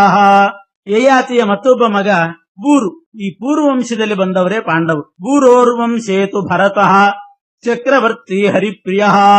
ಯಯಾತಿಯ ಮಗ ಪೂರ್ವಿನ ವಂಶದಲ್ಲಿ ಭರತ ಅನ್ನುವಂತಹ ಚಕ್ರವರ್ತಿ ಹುಟ್ಟಿದ. ಅವನು ಭಗವದ್ಭಕ್ತನೇ ಆಗಿದ್ದ ಭರತ. ಆ ಭರತನ ವಂಶದಲ್ಲಿ ಕುರು ಎಂಬಂತಹ ಒಬ್ಬ ರಾಜ ಹುಟ್ಟಿದ. ಅದಕ್ಕಿಂತ ಪೂರ್ವದಲ್ಲಿ, ಕುರು ಬರೋದಕ್ಕಿಂತ ಪೂರ್ವದಲ್ಲಿ ಈ ಕುರು ವಂಶದವರೆಲ್ಲ ಪ್ರಯಾಗವನ್ನ ರಾಜಧಾನಿಯನ್ನಾಗಿ ಮಾಡಿಕೊಂಡಿದ್ರಂತೆ. ಕುರು ಬಂದ ಮೇಲೆ ಕುರುಕ್ಷೇತ್ರವನ್ನ ಅವನು ತನ್ನ ರಾಜಧಾನಿಯನ್ನಾಗಿ ಮಾಡಿಕೊಂಡು ಅಲ್ಲಿಂದ ಅದು ಕುರುಕ್ಷೇತ್ರ ಅಂತ ಪ್ರಸಿದ್ಧಿಯಾಯಿತು. ಆ ಕುರುವಿನ ವಂಶದಲ್ಲಿ ಮುಂದೆ ಪ್ರತೀಪ ಅಂತ ಒಬ್ಬ ರಾಜ ಹುಟ್ಟಿದ. ಎಲ್ಲ ಶತ್ರುಗಳಿಗೆ ವಿರೋಧಿ ಆದ್ರಿಂದ ಅವನನ್ನ ಪ್ರತೀಪ ಅಂತ ಕರೀತಾ ಇದ್ರು. ಆ ಪ್ರತೀಪನಿಗೆ 3 ಜನ ಮಕ್ಕಳು, 3 ಅಗ್ನಿಗಳಂತೆ ಮಹಾಪರಾಕ್ರಮಗಳಾದ 3 ಜನ ಮಕ್ಕಳು. ದೇವಾಪಿರಥ ಬಾಲ್ಹೀಕ ಗುಣಜ್ಯೇಷ್ಠಶ್ಚ ಶಂತನು. ದೇವಾಪಿ, ಬಾಲ್ಹೀಕ, ಶಂತನು ಅಂತ 3 ಜನ ಮಕ್ಕಳು. ಆ 3 ಜನರ ಚರಿತ್ರೆ ಹೇಳ್ತಾ ಇದ್ದಾರೆ. ದೇವಾಪಿ ಅವನೇನ್ ರಾಜ್ಯಭಾರ ಮಾಡ್ಲೇ ಇಲ್ಲಂತೆ. ಯಾಕೆ ಅಂದ್ರೆ ದೇವಾಪಿಗೆ ಚರ್ಮದ ಒಂದು ರೋಗ ಇತ್ತಂತೆ. ತ್ವಗ್ದೋಷಯುಕ್ತೋ ದೇವಾಪಿ ಜಗಾಮ ತಪಸೇವನಂ. ಯಾವುದೋ ಒಂದು ಚರ್ಮ ರೋಗಕ್ಕೆ ಅವನು ಒಳಗಾದ್ರಿಂದ ಅವನು ರಾಜ್ಯಭಾರ ಮಾಡ್ಲಿಲ್ಲಂತೆ. ರಾಜನಾಗಲಿಕ್ಕೆ ಅನರ್ಹ ಅಂತ ಅವನನ್ನು ತೀರ್ಮಾನ ಮಾಡಿಬಿಟ್ರು. ಆ ತ್ವಗ್ದೋಷದಿಂದ, ಚರ್ಮ ರೋಗದಿಂದ ಕೂಡಿದಂತಹ ದೇವಾಪಿ ಕಾಡಿಗೆ ಹೋಗಿಬಿಟ್ಟ ತಪಸ್ಸಿಗೆ. ಮುಂದೆ ತಪಸ್ಸು ಮಾಡಿ ಪರಮಾತ್ಮನ ಅನುಗ್ರಹ ಪಡೆದು ಮುಂದೆ ಬರುವಂತಹ ಕೃತಯುಗದಲ್ಲಿ ಅವನು ರಾಜನಾಗ್ತಾನಂತೆ ದೇವಾಪಿ. ಇನ್ನು ಬಾಲ್ಹೀಕನ ಚರಿತ್ರೆ. ದೇವಾಪಿ ದೊಡ್ಡ ಮಗ ಕಾಡಿಗೆ ಹೋಗಿಬಿಟ್ಟ. ಅಥ ಬಾಲ್ಹೀಕ, 2ನೇ ಮಗನೇ ಬಾಲ್ಹೀಕ ಪ್ರತೀಪ ರಾಜನಿಗೆ. ಕುರುವಂಶದ ಪ್ರತೀಪನಿಗೆ ಎರಡನೇ ಮಗ ಬಾಲ್ಹೀಕ. ಅವನು ಪುತ್ರಿಕಾ ಪುತ್ರ ಧರ್ಮದಿಂದ ಬಾಲ್ಹೀಕ ದೇಶದಲ್ಲಿ ರಾಜನಾದನಂತೆ. ಆದ್ರಿಂದ ಅವನನ್ನು ಬಾಲ್ಹೀಕ ರಾಜ ಅಂತಲೇ ಕರೀತಾ ಇದ್ದ. ಪುತ್ರಿಕಾ ಪುತ್ರ ಧರ್ಮದಿಂದ ಅವನು ಬಾಲ್ಹೀಕ ದೇಶಕ್ಕೆ ಹೋದ. ಕುರುಕ್ಷೇತ್ರದಲ್ಲಿ ಅವನು ರಾಜನಾಗಲಿಲ್ಲ. ಏನು ಪುತ್ರಿಕಾ ಪುತ್ರ ಧರ್ಮ ಅಂದ್ರೆ? ಪುತ್ರಿಕಾ ಪುತ್ರ ಧರ್ಮ ಅಂತ ಅದೊಂದು ಧರ್ಮ. ಯಾರಿಗೆ ಗಂಡು ಮಕ್ಕಳು ಇರೋದಿಲ್ಲ, ಬರೇ ಹೆಣ್ಣು ಮಕ್ಕಳು ಮಾತ್ರ ಇರ್ತಾರೆ, ಅಂಥವರು ತನ್ನ ಹೆಣ್ಣು ಮಗಳನ್ನ ಮದುವೆ ಮಾಡುವಾಗ, ಕನ್ಯಾದಾನ ಮಾಡುವಾಗ ಆ ವರನಿಗೆ ಒಂದು ಕರಾರು ಮಾಡ್ತಾರಂತೆ.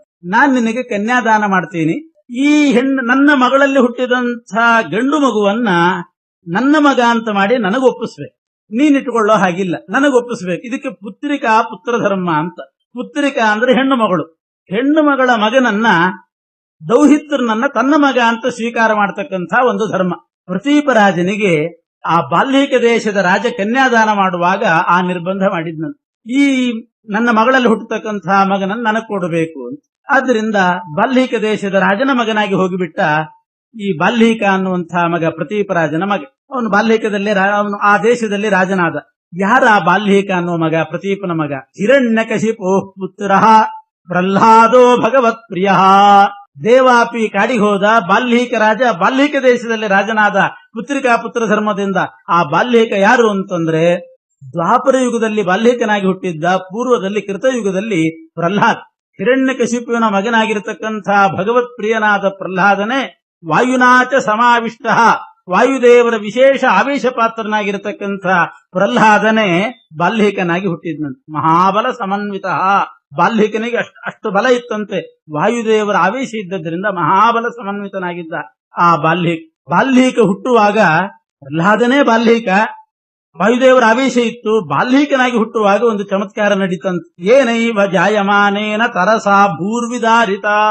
ಬಾಲ್ಹೀಕ ಹುಟ್ಟಿದ ಜಾಗದಲ್ಲಿ ಭೂಮಿ ಸೀಳಿ ಹೋಯ್ತಂತೆ. ಭೂಮಿ ಸೀಳುವಷ್ಟು ಬಲಶಾಲಿಯಾಗಿದ್ದ ಶಿಶುವಾಗಿ ಹುಟ್ಟುವಾಗ. ಅಂಥ ಬಾಲ್ಹೀಕ ಭೂಭಾರ ಹರಣ ಮಾಡಬೇಕು, ದುಷ್ಟರನ್ನು ಸಂಹಾರ ಮಾಡುವಂತಹ ಪರಮಾತ್ಮನ ಕಾರ್ಯದಲ್ಲಿ ಅವನು ವಿಶೇಷವಾದ ಸೇವೆ ಸಲ್ಲಿಸಿದ್ದಾನೆ.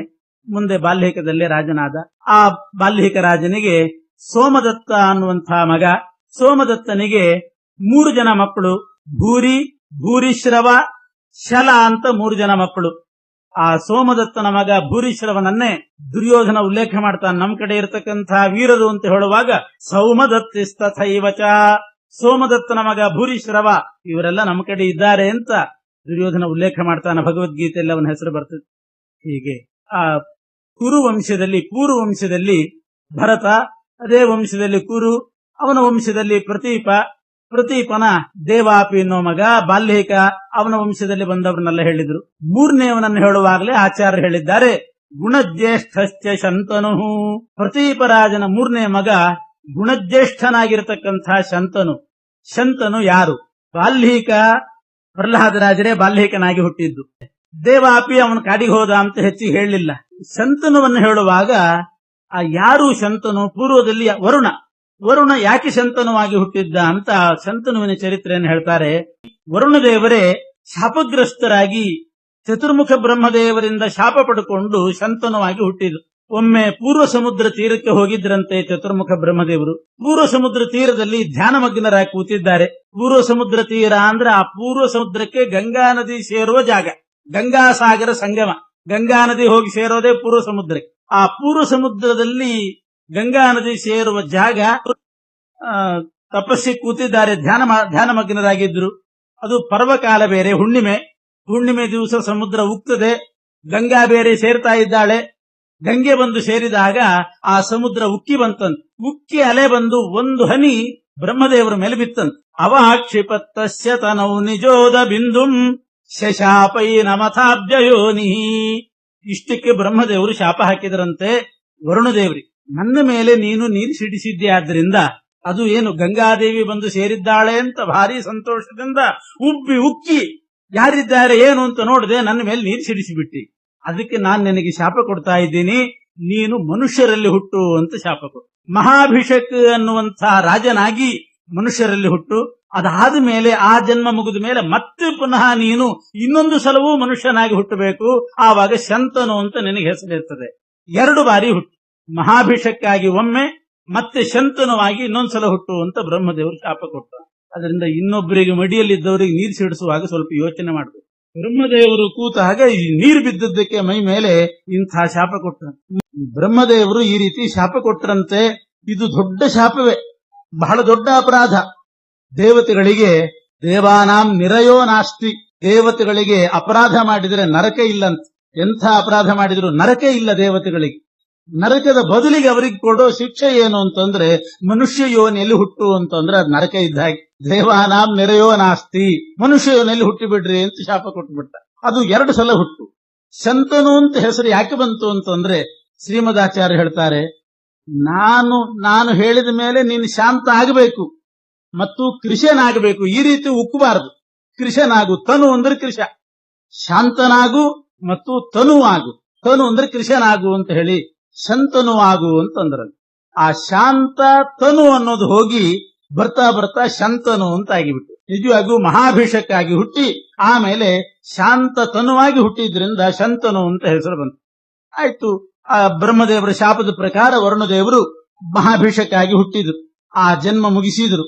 ಮತ್ತೆ ಸ್ವರ್ಗಕ್ಕೆ ಹೋದ್ರು ವರುಣದೇವರು. ಬ್ರಹ್ಮದೇವರು ಶಾಪ ಕೊಡುವಾಗ ಇನ್ನೊಂದು ಶಾಪ ಕೊಟ್ಟಿದ್ರು. ಮಹಾಭಿಷಕ್ಕಾಗಿ ಹುಟ್ಟಿ ನೀನು ಮತ್ತೆ ಶಂತನುವಾದಾಗ ಯಾವ ಗಂಗೆ ಸೇರಿದ್ದಾಳೆ ಅಂತ ನೀನು ಉಕ್ಕಿ ಬಂದಿದ್ದಿ, ಅದೇ ಗಂಗೆ ನಿನಗೆ ಹೆಂಡತಿ ಆಗ್ತಾಳೆ ಅಂತಲೂ ಹೇಳಿಬಿಟ್ಟಿದ್ರಂತ. ಅದೇ ಗಂಗೆನೇ ಹೆಂಡತಿ ಆಗ್ತಾಳೆ ಅಂತ ಹೇಳಿ ಮಹಾಭಿಷೇಕ ಅನ್ನೋ ಜನ್ಮ ಮುಗಿಸಿ ಅನಂತರ ಸ್ವರ್ಗಲೋಕಕ್ಕೆ ಹೋಗಿ ಅಲ್ಲಿಂದ ಒಮ್ಮೆ ಬ್ರಹ್ಮದೇವರ ಸಭೆಗೆ ಹೋಗಿದ್ರಂತೆ ವರುಣದೇವರು. ಬ್ರಹ್ಮದೇವರ ಸಭೆಯಲ್ಲಿರುವಾಗ ಇನ್ನೊಂದು ಅಚಾತುರ್ಯ ನಡೀತು. ಒಂದು ಅಚಾತುರ್ಯ ಬ್ರಹ್ಮದೇವರ ಮೇಲೆ ನೀರು ಸಿಡಿಸಿದ್ದಾಯ್ತು. ಅದರಿಂದ ಮಹಾಭಿಷೇಕ ಜನ್ಮ ಬಂತು. ಆ ಜನ್ಮ ಕಳ್ಕೊಂಡು ಸ್ವರ್ಗಕ್ಕೆ ಹೋಗಿ ಒಮ್ಮೆ ಬ್ರಹ್ಮದೇವರ ಸಭೆ ನಡೀತಾ ಇದ್ದಾಗ ಅವರವರ ಪತ್ನಿಯರು ಎಲ್ಲರೂ ಇದ್ರಂತಲ್ಲಿ. ಗಂಗಾದೇವಿನೂ ಬಂದಿದ್ಲು, ವರುಣದೇವರು ಕೂತಿದ್ದಾರೆ. ಬ್ರಹ್ಮದೇವರ ಸಭೆಯಲ್ಲಿ ಏನಾಯ್ತೋ ಏನೋ ಗಂಗಾದೇವಿಯ ವಸ್ತ್ರ ಜಾರ್ಲಿಕ್ಕೆ ಶುರುವಾಯ್ತಂತ. ವಸ್ತ್ರ ಜಾರ್ತಾ ಇದೆ. ಬೇರೆ ದೇವತೆಗಳೆಲ್ಲ ಅವಾಂಗ್ ಮುಖೇಶು ದ್ಯುಸದತ್ಸು ಗಂಗಾಂ ಎಲ್ಲ ಮುಖ ಕೆಳಗೆ ಹಾಕಿಬಿಟ್ರಂತ. ನಗ್ನಾಂ ಸ್ತ್ರೀಯಂ ಪಶ್ಯೇತ್ ಅಂತುಂಟು. ವಿವಸ್ತ್ರಳಾದ ಸ್ತ್ರೀಯನ್ನ ಅವಲೋಕನ ಮಾಡಬಾರದು ಅಂತ ಶಾಸ್ತ್ರ ಇರೋದ್ರಿಂದ ಎಲ್ಲ ದೇವತೆಗಳು ಮುಖ ತಗ್ಗಿಸಿದ್ರು. ವರುಣದೇವರು ಮಾತ್ರ ಬ್ರಹ್ಮದೇವರ ಸಭೆಯಲ್ಲಿ ಕೂತಿದ್ದೇನೆ ಅನ್ನೋದನ್ನ ಮರೆತು, ಎದುರುಗಡೆ ಬ್ರಹ್ಮದೇವರಿದ್ದಾರೆ ಅನ್ನೋದನ್ನು ಮರೆತು ವಸ್ತ್ರ ಜಾರ್ತಾ ಇರುವಾಗ ಗಂಗಾದೇವಿಯನ್ನ ವಿಶೇಷವಾಗಿ ನಿರೀಕ್ಷಣೆ ಮಾಡ್ತಾ ಇದ್ದಾನಂತೆ ವರುಣ. ಮತ್ತೆ ಶಾಪ ಕೊಟ್ಟರು ಬ್ರಹ್ಮದೇವರು.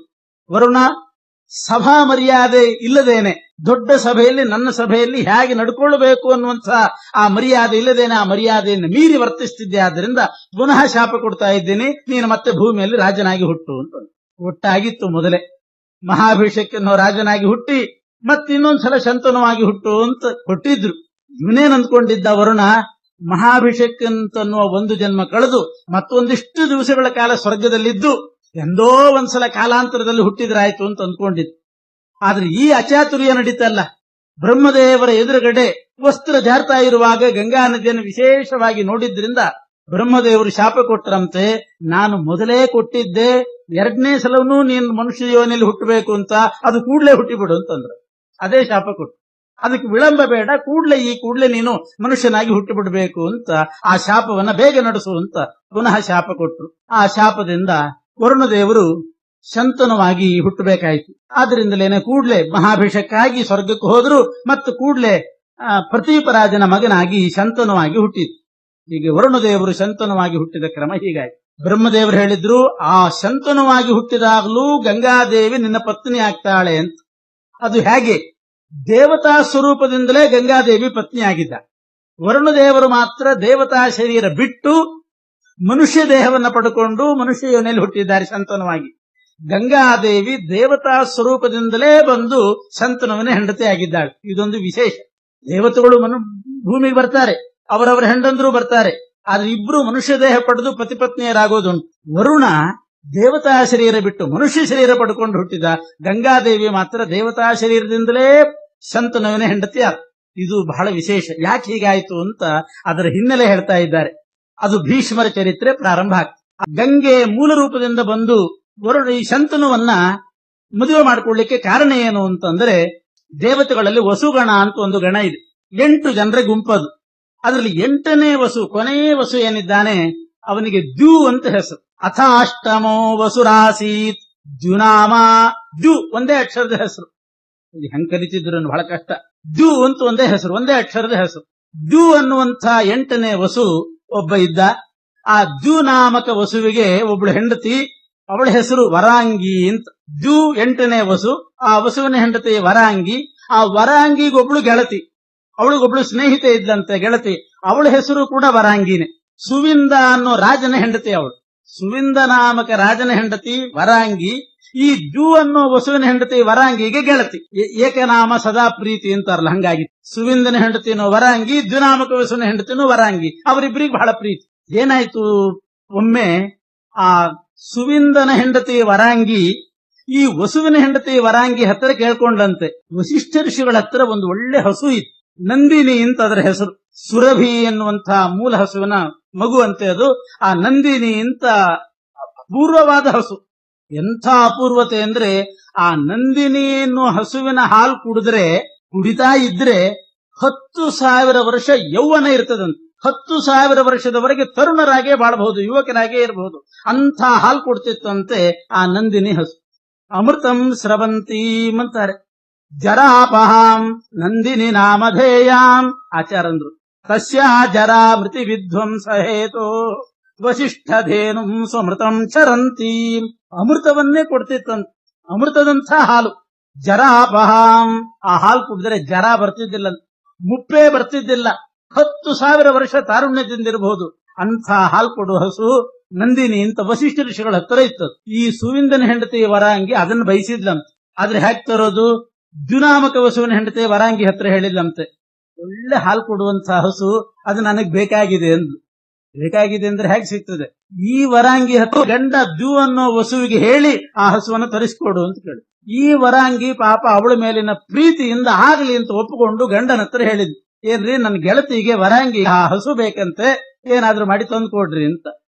ಈ ದ್ಯುನಾಮಕ ವಸು ಅವನಿಗೆ ಭಾರ್ಯ ಸ್ನೇಹ, ಅಯ್ಯೋ ಆಗ್ಲಿ ಬಿಡು ಅದಕ್ಕೇನಂತೆ ಅಂತ ಒಪ್ಪಿಕೊಂಡ. ತನ್ನ ಕುಡಿಲಿಕ್ಕೆಲ್ಲ, ತನ್ನ ಹೆಂಡತಿಗೂ ಕುಡಿಲಿಕ್ಕೆಲ್ಲ, ತನ್ನ ಹೆಂಡತಿ ಗೆಳತಿಗೆ ಬೇಕಾಗಿತ್ತು. ಅದಕ್ಕೆ ಈ ದ್ಯುನಾಮಕ ವಸು ಒಪ್ಕೊಂಡಂತೆ, ಆಗ್ಲಿ ತಂದು ಕೊಡ್ತೇನೆ ಅಂತ.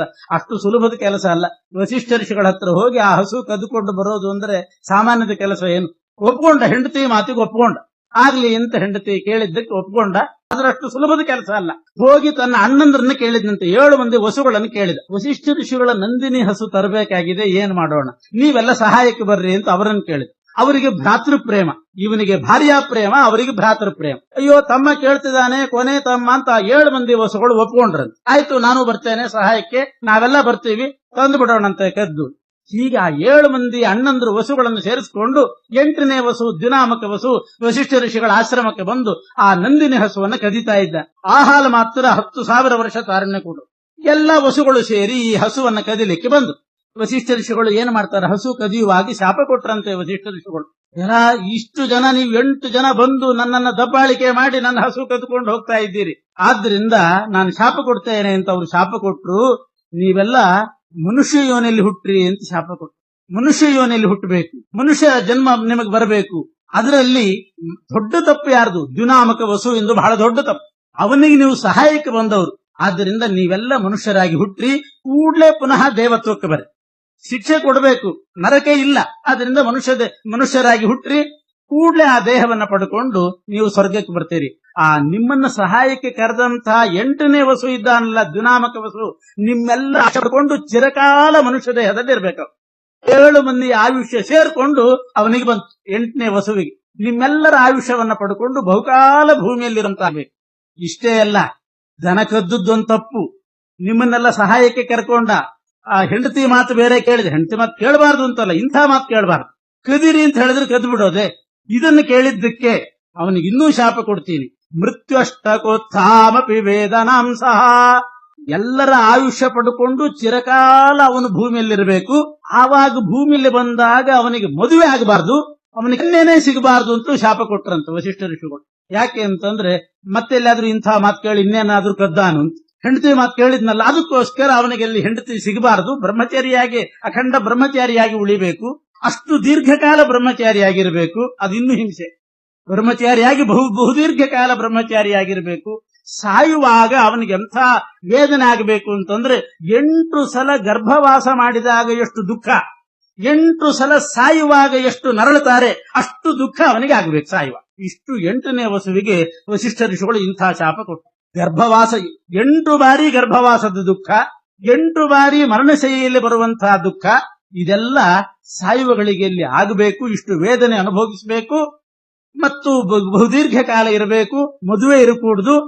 ಮತ್ತು ಯಾವ ಹೆಂಡತಿ ಹಸು ಕದಲಿಕ್ಕೆ ಪ್ರಚೋದನೆ ಮಾಡಿದ್ಲು ವರಾಂಗಿ, ಅವಳು ಭೂಮಿಯಲ್ಲಿ ಹುಟ್ಟಬೇಕು. ಅಂಬಾ ಅಂತ ಅವಳಿಗೆ ಹೆಸರಿರಬೇಕು. ಅಂಬಾ ಅನ್ನೋ ಹೆಸರಿನಿಂದ ಅವಳು ಭೂಮಿಯಲ್ಲಿ ಹುಟ್ಟಬೇಕು. ಹುಟ್ಟಿದಾಗ ಅವಳಿಗೂ ಮದುವೆ ಆಗಬಾರ್ದು, ಅವಳಿಗೆ ಗಂಡ ಸಿಗಬಾರ್ದು, ಇವನಿಗೆ ಹೆಂಡತಿ ಸಿಗಬಾರ್ದು. ಅವರಿಬ್ಬರು ಪರಸ್ಪರ ಶತ್ರುತ್ವದಿಂದ ಹೊಡೆದಾಡ್ಕೊಳ್ಬೇಕು. ಇಂಥ ಶಾಪಗಳು. ಒಂದು ಹಸು ಕದ್ದದ್ದಕ್ಕೆ ಎಷ್ಟೆಲ್ಲ ಶಾಪ ಬಂತು ಯೋಚನೆ ಮಾಡಿ. ಎಷ್ಟು ದೊಡ್ಡ ಅಪರಾಧ ಅಂತ ಅರ್ಥ. ಗೋವನ್ನ ಕದಿಯೋದು ಅಂದ್ರೆ ಇಂತಹ ಅಪರಾಧ. ಗೋವು ಅಂದ್ರೆ ವೇದ, ಇನ್ನೊಂದು ಅರ್ಥದಲ್ಲಿ ಗೋ ಅಂದ್ರೆ ವೇದ. ವೇದವನ್ನ ಕದಿಯೋದು ಅಂತಂದ್ರೆ ವೇದಕ್ಕೆ ಅಪವ್ಯಾಖ್ಯಾನ ಮಾಡೋದು, ವೇದಕ್ಕೆ ಅಪಾರ್ಥ ಮಾಡೋದು. ಮಾಡಿದಾಗ ಏನೆಲ್ಲ ಶಾಪ ಬಂದಿತು ಅನ್ನೋದನ್ನು ಯೋಚನೆ ಮಾಡಬೇಕು.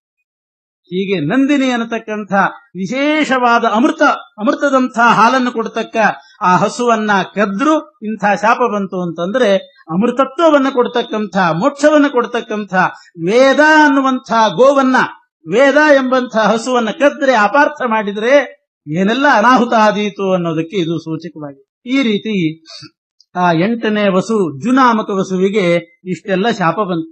ಇಲ್ಲಿ ಒಂದು ನಮಗೆ ಇದು ಮಹಾಭಾರತದ ಕಥೆ.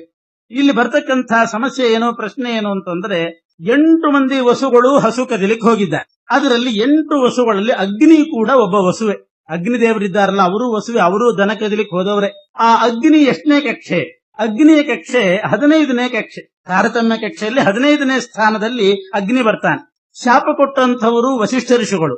8 ಮಂದಿ ವಸುಗಳಿಗೂ ಕೂಡ ಶಾಪ ಕೊಟ್ಟು, ನೀವೆಲ್ಲ ಮನುಷ್ಯ ಯೋನಿಯಲ್ಲಿ ಹುಟ್ಟ್ರಿ, ಆದ್ರೆ 7 ಮಂದಿ ಬೇಗ ಸಾಯಿರಿ, 8ನೇವನು ಮಾತ್ರ ಚಿರಕಾಲ ಇರಲಿ ಅಂತ. ಆ 7 ಮಂದಿ ವಸುಗಳಿಗೂ 8 ಜನರಿಗೂ ಶಾಪ ಕೊಟ್ರಲ್ಲ, 8ನೇವನು ದ್ಯು, ಉಳಿದ 7 ಮಂದಿಯಲ್ಲಿ ಅಗ್ನಿ ಸೇರಿದ್ದಾನೆ. ಆ ಅಗ್ನಿ 15ನೇ ಕಕ್ಷೆ, ಉಳಿದ 7 ಮಂದಿ 18ನೇ ಕಕ್ಷೆಗೆ ಬರ್ತಾರೆ. 15ನೇ ಕಕ್ಷೆಯವನಾದ ಅಗ್ನಿಯೂ ಕೂಡ ವಸುಗಳಲ್ಲಿ ಸೇರಿದಾಗ ವಸಿಷ್ಠ ಋಷಿಗಳು ಆ ಅಗ್ನಿ ದೇವರಿಗೆ ಶಾಪ ಕೊಡಬಹುದೇ, ಕೊಟ್ಟ ಶಾಪ ಅಂಟುತ್ತೋ ಅಂತ ಪ್ರಶ್ನೆ. ಯಾಕೆ ವಸಿಷ್ಠ ಋಷಿಗಳು ಯಾವ ಸ್ಥಾನದಲ್ಲಿದ್ದಾರೆ? ವಸಿಷ್ಠ ಋಷಿಗಳು 16ನೇ ಕಕ್ಷೆ, ವಸಿಷ್ಠ ಋಷಿಗಳ ಕಕ್ಷೆ 16, ಅಗ್ನಿಯ ಕಕ್ಷೆ 15, ಉಳಿದ 7 ಮಂದಿ ವಸುಗಳ ಕಕ್ಷೆ 18. 7 ಮಂದಿಗೆ ಬೇಕಾದ್ರೆ ಕೊಡ್ಲಿ ಶಾಪ, ಯಾಕೆಂದ್ರೆ ಅವರು 18ನೇ ಜಾಗದಲ್ಲಿ ಬರ್ತಾರೆ, ಆ ವಸಿಷ್ಠರು 16ನೇ ಜಾಗದಲ್ಲಿದ್ದಾರೆ. 15ನೇ ಸ್ಥಾನದಲ್ಲಿರ್ತಕ್ಕಂಥ ಅಗ್ನಿದೇವರಿಗೆ ವಸಿಷ್ಠರು ಶಾಪ ಕೊಡಬಹುದು, ಆ ಶಾಪ ಇವರಿಗೆ ಅಂಟುತ್ತು. 7 ಜನ ಬೇಕಾದ್ರೆ ಹುಟ್ಲಿ, ಅಗ್ನಿ ಹೆಂಗ್ ಹುಟ್ಟಿದ ಅನ್ನುವಂತಹ ಪ್ರಶ್ನೆ ಬರ್ತದೆ. ಅದಕ್ಕೆ ಶ್ರೀಮದಾಚಾರ್ಯರು ಒಂದೇ ಮಾತಿನಲ್ಲಿ ಹೇಳ್ತಾರೆ, ಶಾಪ ಕೊಟ್ಟದ್ದು ಯಾರು? ವಸಿಷ್ಠರು ಶಾಪ ಕೊಟ್ಟದ್ದು ಅಂತ ಮಹಾಭಾರತದಲ್ಲಿದೆ. ವಸಿಷ್ಠರು ಶಾಪ ಕೊಟ್ಟದ್ದಲ್ಲ.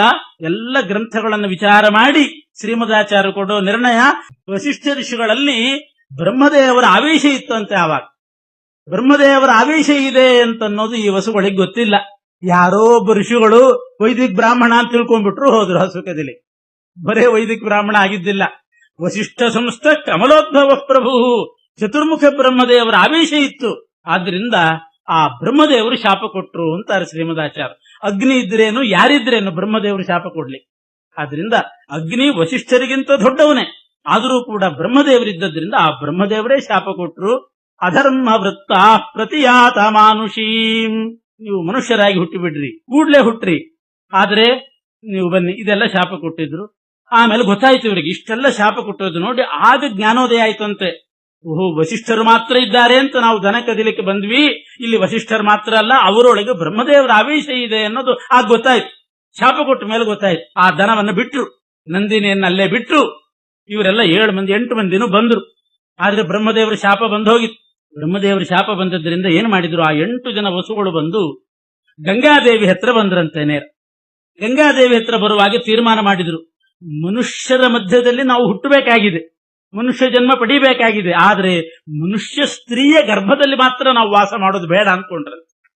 ನಾವು ದೇವತೆಗಳಾಗಿ ಮನುಷ್ಯ ಸ್ತ್ರೀಯ, ಒಬ್ಬ ಮಾನವ ಸ್ತ್ರೀಯ ಗರ್ಭದಲ್ಲಿ ನಾವು ವಾಸ ಮಾಡಿದ್ವಿ ಅಂತಂದ್ರೆ ಅದು ಬಹಳ ಹಿಂಸೆ, ಅದು ಬಹಳ ದುಃಖಕರ. ಅಂಥದ್ದು ಮಾತ್ರ ಆಗಬಾರ್ದು. ಯಾವುದಾದ್ರೂ ದೇವತಾ ಸ್ತ್ರೀಯ ಗರ್ಭದಲ್ಲಿ ಪ್ರವೇಶ ಮಾಡಿ ಮನುಷ್ಯ ಲೋಕದಲ್ಲಿ ಹುಟ್ಟೋಣ ಅಂತ ವಿಚಾರ ಮಾಡಿ. ಹೀಗೆ ವಿಚಾರ ಮಾಡಿ ಅವರೆಲ್ಲರೂ ಗಂಗಾದೇವಿ ಹತ್ರ ಬರೋದಕ್ಕಿಂತ ಮುಂಚೆ ಬ್ರಹ್ಮದೇವರ ಹತ್ರನೇ, ಅಂದ್ರೆ ವಸಿಷ್ಠರ ಒಳಗಿರೋ ಬ್ರಹ್ಮದೇವರ ಹತ್ರ ಪ್ರಾರ್ಥನೆ ಮಾಡ್ಕೊಂಡ್ರಂತೆ. ನಾವು ಮಾಡಿದ ತಪ್ಪಾಯ್ತು, ದನ ಕದ್ದದ್ದು, ನಿಮ್ಮ ಶಾಪ ಸ್ವೀಕಾರ ಮಾಡ್ತೀವಿ, ಆದ್ರೆ ಮನುಷ್ಯ ಗರ್ಭದಲ್ಲಿ ಮಾತ್ರ ನಾವು ವಾಸ ಮಾಡೋದಿಲ್ಲ, ಅದಕ್ಕೊಂದು ಅನುಮತಿ ಕೊಡ್ರಿ. ಯಾವುದಾದ್ರೂ ದೇವತಾ ಸ್ತ್ರೀ ಗರ್ಭ ಪ್ರವೇಶ ಮಾಡಿ ಮನುಷ್ಯರ ಮಧ್ಯೆ ಹುಟ್ಟುತ್ತೀವಿ, ಅಷ್ಟಕ್ಕೊಂದು ಅನುಮತಿ ಕೊಡ್ರಿ ಅಂತಂದು ಬ್ರಹ್ಮದೇವರು ಕೊಟ್ರು. ಕರುಣೆಯಿಂದ ಬ್ರಹ್ಮದೇವರು ಕೊಟ್ರು. ಇನ್ನೊಂದು ಪ್ರಾರ್ಥನೆ ಮಾಡಿದರಂತೆ, 8ನೇ ವಸು ಇದ್ದಾನಲ್ಲ, ಅವನಿಗಿಷ್ಟು ಚಿರಕಾಲ ಭೂಮಿಯಲ್ಲಿರಲಿ ಅಂತ ನೀವು ಶಾಪ ಕೊಟ್ಟಿದ್ದೀರಿ. ಇರ್ಲಿ, ಬೇಕಾದ್ರೆ ಆ ಚಿರಕಾಲ ಇರುವಾಗ ಅವನು ಸರ್ವಜ್ಞನಾಗಬೇಕು, ಒಳ್ಳೆ ಕೀರ್ತಿವಂತನಾಗಬೇಕು, ಅವನಿಗೆ ಒಳ್ಳೆ ಕೀರ್ತಿ ಬರಬೇಕು, ಎಲ್ಲಾ ವೇದ ತತ್ವ ಶಾಸ್ತ್ರ ಎಲ್ಲದರ ಜ್ಞಾನ ಇರಬೇಕು, ಅಷ್ಟೊಂದು ಅನುಗ್ರಹ ಮಾಡ್ರಿ, ಹಾಗೆ ಆಗ್ಲಿ ಅಂತ ಬ್ರಹ್ಮದೇವರು ಅದಕ್ಕೂ ಅನುಮತಿ ಕೊಟ್ರಂತೆ. ಇನ್ನೊಂದು ಕೇಳಿದ್ರು ವಸುಗಳು, ಈ 8ನೇ ವಸುವಿನಲ್ಲಿ ನಮ್ಮ ಕೊನೆ ತಮ್ಮನಲ್ಲಿ ನಿಮ್ಮ ಆವೇಶ ಇರಬೇಕು ಅಂತ ಕೇಳಿದ್ರಂತೆ. ಆಗ್ಲಿ ಎಂದ್ರು ಬ್ರಹ್ಮದೇವ್. ಶಾಪನೂ ಕೊಟ್ರು, ಇಷ್ಟು ಅನುಗ್ರಹನೂ ಮಾಡಿದ್ರು. ತಾವೇ ಆವಿಷ್ಟರಾದರು ಆ 8ನೇ ವಸುವಿನಲ್ಲಿ, ಮತ್ತು ಸರ್ವಜ್ಞತ್ವವನ್ನು ಕೊಟ್ರು, ಒಳ್ಳೆ ಕೀರ್ತಿ ಬರಲಿ ಅಂತ ಕೊಟ್ರು. ಆಮೇಲೆ ಬ್ರಹ್ಮದೇವರ ಹತ್ರ ಇಷ್ಟು ವರ ಪಡೆದು ಅನುಮತಿ ಪಡೆದು ಈ 8 ಜನ ವಸುಗಳು ಗಂಗಾದೇವಿ ಹತ್ರ ಬಂದು ಕೇಳ್ತಾ ಇದ್ದಾರೆ, ನಮ್ಮ ಪರಿಸ್ಥಿತಿ ಹೀಗಾಯ್ತು, ಮನುಷ್ಯರ ಮಧ್ಯೆ ಹುಟ್ಟಬೇಕಾಗಿದೆ, ನೀನು ಗರ್ಭದಲ್ಲಿ ನಮ್ಮನ್ನ ಧರಿಸಿ 8 ಮಂದಿಯನ್ನು ಧರಿಸಿ ಮನುಷ್ಯ ಲೋಕದಲ್ಲಿ ಹುಟ್ಟಿಸು ಅಂತ ಗಂಗಾದೇವಿ ಹತ್ರ ಪ್ರಾರ್ಥನೆ ಮಾಡಿದ್ರು. ಕೇಳ್ಕೊಂಡ್ರು. ಗಂಗಾದೇವಿ ಆಗ್ಲಿ ಅಂತ ಒಪ್ಪಿದ್ರು. ಕರುಣೆ ಬಂತು ಗಂಗಾದೇವಿಗೆ, ನಿಮ್ಮನ್ನೆಲ್ಲ ಗರ್ಭದಲ್ಲಿ ಧರಿಸಿ ಮನುಷ್ಯರ ಮಧ್ಯದಲ್ಲಿ ಹುಟ್ಟಿಸ್ತೇನೆ ಅಂತ ಒಪ್ಪಿಗೆ ಕೊಟ್ಲು. ಇಲ್ಲಿ ಒಂದು ವಿಚಾರ ಮಾಡು, ಮತ್ತೆ ಪುನಃ ನಿರ್ಣಯಕ್ಕೆ ಬರಬೇಕು ನಾವು. 8 ಮಂದಿ ವಸುಗಳ ಕಕ್ಷೆ ಹೇಳಿದೆ, ಒಬ್ಬನು 15ನೇ ಕಕ್ಷೆ, ಉಳಿದವರು 18ನೇ ಕಕ್ಷೆ, 7 ಜನ. ಗಂಗಾದೇವಿದ್ ಯಾವ ಕಕ್ಷೆ? 20ನೇ ಕಕ್ಷೆ. ಗಂಗಾದೇವಿ ಬರ್ತಾಳೆ 20ನೇ ಕಕ್ಷೆ. ತಮಗಿಂತ ಕೆಳಗಿರ್ತಕ್ಕಂಥ ಗಂಗಾದೇವಿ ಹತ್ರ ಬಂದು ಕೇಳಿ, ಅಂದ್ರೆ ಕೇಳಿದ್ರು ಅವರು, ನೀನ್ ನಮ್ಮನ್ನ ಗರ್ಭದಲ್ಲಿ ಧರಿಸಿ ಹುಟ್ಟಿಸ್ಬೇಕು, ಆಗ್ಲಿ ಅಂತ. ಇವರೆಲ್ಲ ದೊಡ್ಡವರಾದ್ರಿಂದ ಗಂಗಾದೇವಿ ಒಪ್ಪಿಬಿಟ್ಲು. ಒಪ್ಪಿ ಅವಳು ವರ ಕೇಳ್ತಾಳೆ, 7 ಮಂದಿ ವಸುಗಳ ಹತ್ರ ವರ ಕೇಳಿಲ್ಲ ಅಂತ, ನಿಮ್ಮನ್ನ ನಾನು ಗರ್ಭದಲ್ಲಿ ಧರಿಸಿ ಭೂಮಿಯಲ್ಲಿ ಹುಟ್ಟಿಸ್ತೇನೆ, ಆದ್ರೆ ಇವ್ರೇನ್ ಕೇಳಿದ್ರು, ಭೂಮಿಯಲ್ಲಿ ಹುಟ್ಟಿಸ್ಬೇಕು, ಹುಟ್ಟಿದ ಕೂಡಲೇ ನೀನೇ ಕೊಂದು ಬಿಡ್ಬೇಕು ಅಂತ ಕೇಳಿದ್ರು. ಗಂಗೆ, ನೀನೇ ನಮ್ಮನ್ನ ಗರ್ಭದಲ್ಲಿ ಧರಿಸಿ ಹುಟ್ಟಿಸ್ಬೇಕು, ಹುಟ್ಟಿದ ಕೂಡಲೇ ಆ ಶೈಶವಾವಸ್ಥೆಯಲ್ಲೇ ನಾವು ಶಿಶುಗಳಾಗಿರುವಾಗಲೇ ನಮ್ಮನ್ನು ಕೊಂದು ಬಿಡ್ಬೇಕು, ಕೊಂದು ನಮ್ಮನ್ನ ಮೂಲ ರೂಪಕ್ಕೆ ಕಳಿಸ್ಬೇಕು. 8ನೇವನನ್ನಂತೂ ಚಿರಕಾಲ ಇರಲಿ ಅಂತ ಬ್ರಹ್ಮದೇವರು ಹೇಳಿದ್ದಾರೆ, ಅವನಿರ್ವಲ್ನಾಗಿ ನಮ್ಮನ್ನಂತೂ ಕಳಿಸ್ಬೇಕು ಅಂತ ಕೇಳಿದ್ರು. ಗಂಗಾದೇವಿ ಒಪ್ಪಿಕೊಂಡು ವರ ಕೇಳ್ತಾಳೆ, ಆಯ್ತು, ನಿಮ್ಮನ್ನ ಗರ್ಭದಲ್ಲಿ ಧರಿಸಿ ಹುಟ್ಟಿಸ್ತೇನೆ, ಕೊಲ್ತೇನೆ, ಆದ್ರೆ ನನಗೆ ಶಿಶು ಹತ್ಯೆ ಆ ದೋಷ ಬರಬಾರದು, ಆ ರೀತಿ ನೀವು ಅನುಗ್ರಹ ಮಾಡ್ರಿ ಅಂತ. ಆಗ್ಲಿ ಅಂತ ವಸುಗಳು ವರ ಕೊಟ್ರು. ನಿನಗೆ ಶಿಶು ಹತ್ಯೆ ಆ ದೋಷ ಬರೋದಿಲ್ಲ. ಇನ್ನೊಂದು ವರ ಕೇಳಿಲ್ಲಂತೆ ಗಂಗಾದೇವಿ, ಶಿಶು ಹತ್ಯೆ ಆ ಪಾಪ ಬರಬಾರದು ಅಷ್ಟೇ ಅಲ್ಲ, ಯಾವುದು ಅಂತೂ ಒಂದು ಜನ್ಮದಲ್ಲಿ ನಾನ್ ನಿಮ್ಮನ್ನು ಕೊಂದೆ ಅಂತ ನೀವು ನಮ್ಮಲ್ಲಿ ಸಿಟ್ಟಿಟ್ಕೋಬಾರದು ಅಂತ ಕೇಳಿಲ್ಲ. ಪಾಪನೂ ಬರಬಾರದು ನನಗೆ, ನಿಮ್ಮ ಕೋಪನೂ ನನ್ನ ಮೇಲೆ ಬರಬಾರದು ಅಂತ ಕೇಳಿಲ್ಲ. ಅದಕ್ಕೂ ವರ ಕೊಟ್ಟು